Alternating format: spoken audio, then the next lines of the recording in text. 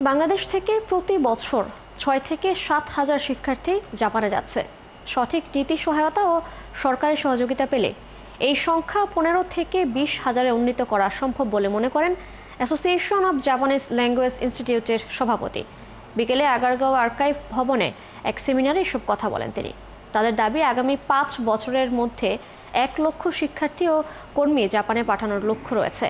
তবে সরকারের পক্ষ সঠিক পদ্ধতি মেনে সহায়তা করলেই এটি সম্ভব। সেমিনারের প্রধান অতিথি ছিলেন প্রধান উপদেষ্টার আন্তর্জাতিক বিশেষ দূত লুৎফে সিদ্দিকী। তিনি বলেন, প্রতারণার আশ্রয় নেওয়া থেকে বিরত হলেই পার্শ্ববর্তী দেশগুলোর মতো বাংলাদেশের দক্ষ জনবল পাঠিয়ে রেমিটেন্স আরও বাড়ানো সম্ভব।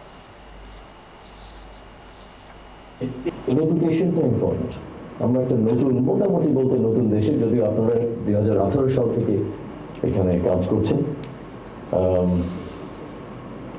প্রতিটা ধাপে ধাপে আমাদেরকে মনে রাখতে হবে যে আমাদের রেপুটেশনটা যেন নষ্ট না হয়। সিন্ডিকেট বা চক্র এগুলো যেন এইখানে গড়ে না ওঠে। একটা সুযোগ আছে আমাদের, এই অ্যাটলিস্ট জাপানে যাওয়াতে যতদিন সম্ভব ক্লিন রেখে আমরা একটা ট্র্যাক রেকর্ড সেট করতে পারি। আর তাছাড়া যেগুলো বলা হলো, ব্যাংকের লোনের ব্যাপার, ইউনিভার্সিটিতে টেস্টের জন্য জায়গা, আর এখানে ভিসার জন্য এমবেসির সাথে কি বলতে হবে, এগুলো আমি নোট করে রেখেছি।